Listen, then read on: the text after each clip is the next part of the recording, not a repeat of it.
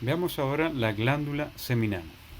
La glándula seminal, que en promedio mide aproximadamente 15 a 17 centímetros de longitud, que es un órgano par ubicado sobre la próstata, que se va a comunicar y va a contactar a la ampolla del conducto deferente, esta dilatación del deferente que hace contacto entonces con la vesícula seminal para formar el conducto eyaculador, que ya es intraprostático, ¿ya? Y este conducto eyaculador se fusiona en la uretra prostática y se continúa después por la uretra peniana.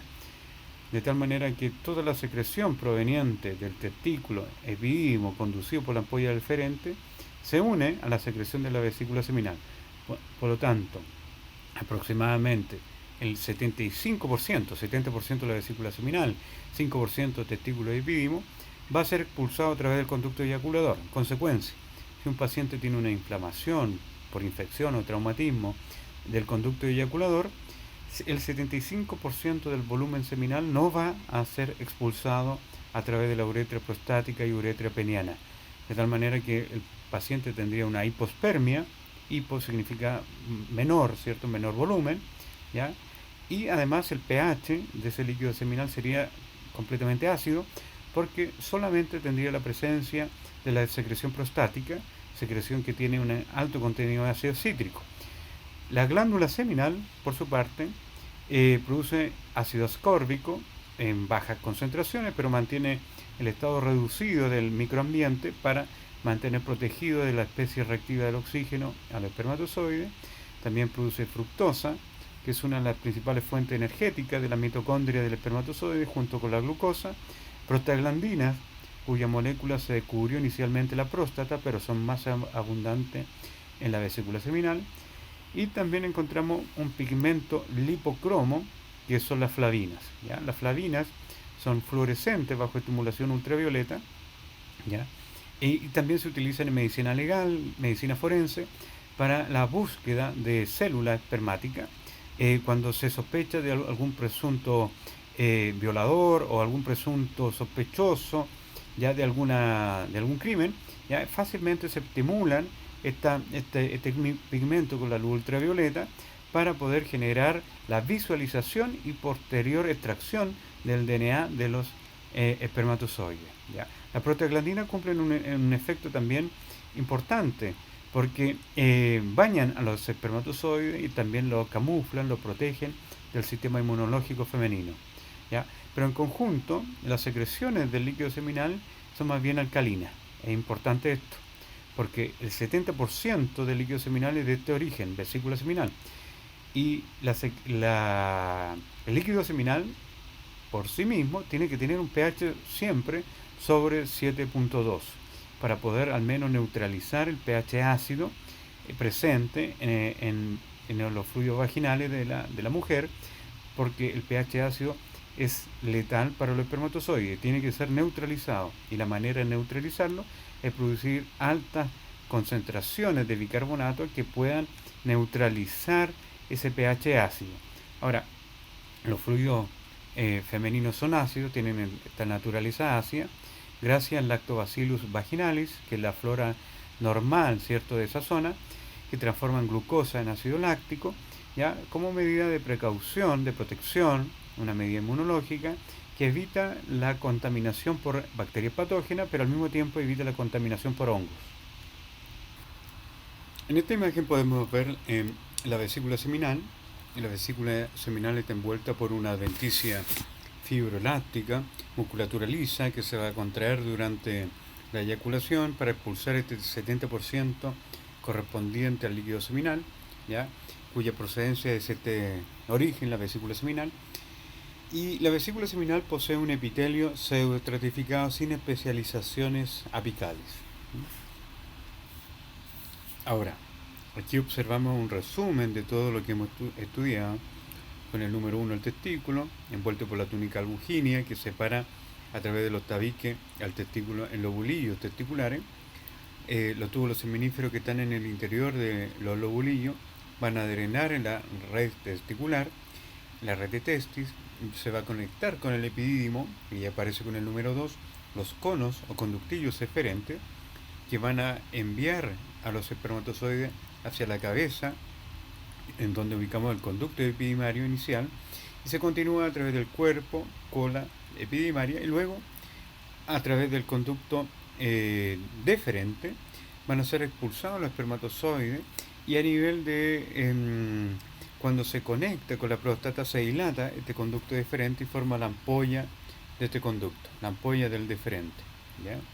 Se fusiona, se mezcla, se une las secreciones con las secreciones provenientes de la vesícula seminal, se fusionan y forman un conducto eyaculador, ¿ya? Conducto eyaculador que va a fusionarse con el conducto eyaculador de la glándula contralateral, y va a formar una uretra prostática, que va a enviar toda la secreción a través de la uretra peniana, y el líquido seminal va a salir expulsado, ¿cierto?, hacia la cavidad vaginal, en donde va a continuar su camino este espermatozoide, ¿ya? Pero previamente el antígeno prostático específico, ya esta licuasa, esta fibrinolicina de la próstata, va a transformar ese gel en líquido para liberar los espermatozoides, y estos puedan ascender a través del cuerpo uterino y tubo uterina en búsqueda, ¿cierto?, del ovocito para la fecundación. Bien, ahora la próstata ya es un órgano que pesa entre 20 y 30 gramos aproximadamente, produce un 20% de líquido seminal, una secreción más bien ácida porque contiene ácido cítrico en abundancia, ¿ya? Además tiene algunos antioxidantes, como la vitamina C, ¿cierto?, llamado ácido ascórbico, el ácido cítrico, tiene zinc en abundancia también, que protege el DNA, inmunoglobulina del tipo A, que son la inmunoglobulina que son capaces de traspasar la barrera epitelial y forma parte de las secreciones, ¿ya? Enzimas proteolíticas como el antígeno prostático específico, que es una fibrinolicina que va a licuar este gel, ¿cierto?, que es el líquido seminal, y de esta manera se libera los espermatozoides de este líquido seminal para llegar hasta los fluidos femeninos. Conforman la primera porción del eyaculado y aportan, como ya dije, a un 15-20% de la totalidad del líquido seminal. Acá nosotros encontramos estas glándulas túbulo-alveolares compuestas, ya 30-50 glándulas alveolares, gran lumen, que se comienzan a fusionar, ¿ya?, en estos conductos excretores para vertir su secreción a través de la uretra prostática y luego a través de la uretra peniana. Aporta con el 20% del líquido seminal, pero fíjense que en esta glándula túbulo-alveolares en el interior encontramos restos de secreción que no han sido expulsados, que comienzan a aumentar su tamaño, que se calcifican, y esto lo llamamos los cuerpos amiláceos. Acá nuevamente encontramos los cuerpos amiláceos, que es esta secreción calcificada que avanza con el tiempo, y los pacientes entonces comienzan a presentar mayor cantidad de estos cuerpos amiláceos. Nos vemos en próstata de individuos seniles, ya que comienza a obstruir el excretómero y comienza a aumentar también de tamaño en alguna zona esta próstata.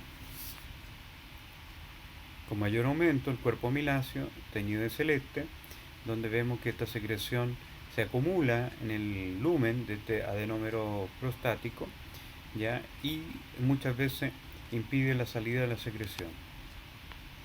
Entonces aquí podemos ver la próstata, que en un corte transversal, en su punto central encontramos la uretra, y tres zonas. Una zona donde encontramos las glándulas mucosas, que es lo más cercano a la uretra. Una segunda zona donde está la glándula de la submucosa, y unas glándulas que están en la periferia, que son las más grandes, las glándulas principales, ¿ya? En esta zona de las glándulas prostáticas principales, en la periferia, a nivel dorsal y lateral, es donde con mayor frecuencia se producen los adenocarcinomas prostáticos, ¿ya? La zona anterior es muy difícil porque carece de glándula abundante, no así la zona lateral y dorsal.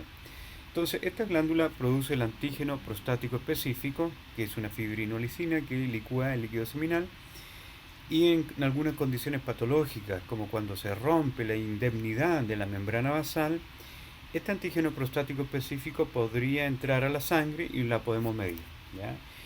no solamente en un adenocarcinoma aumenta el antígeno prostático específico, sino que también en una hiperplasia prostática benigna. Por lo tanto, esta prueba de laboratorio marcará solamente un crecimiento prostático, pero no indica si es maligno o benigno. Ahora, hay pacientes, por ejemplo, que tienen cáncer de próstata, membrana basal intacta de su epitelio, por lo tanto marcan negativo a esta prueba bioquímica que se realiza en el laboratorio, que es la prueba del antígeno prostático específico. Marca negativo a pesar que tengan un adenocarcinoma.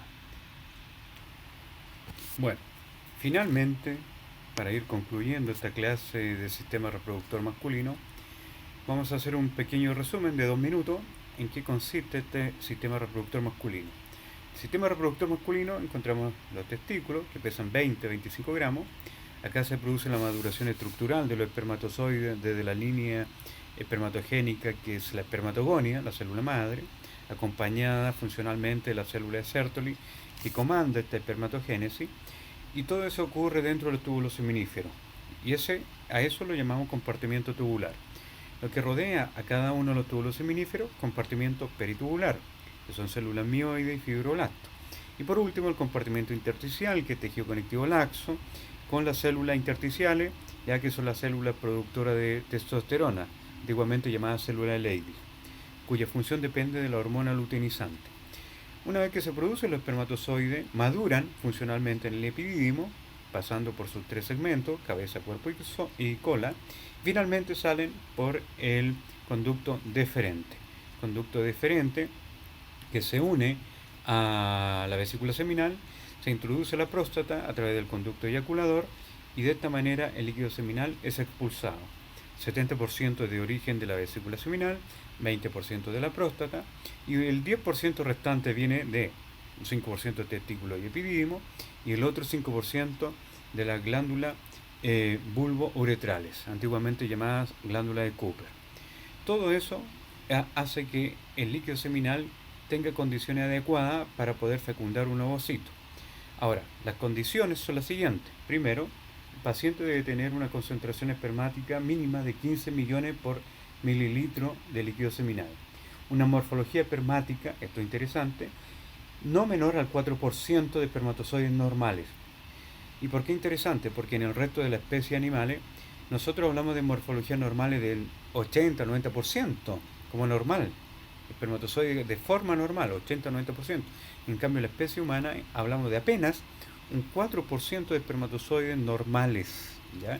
Y eso es considerado como un individuo normal. O sea, si tiene un 4, 5, 6% de espermatozoides morfológicamente normales, está bien con ese parámetro.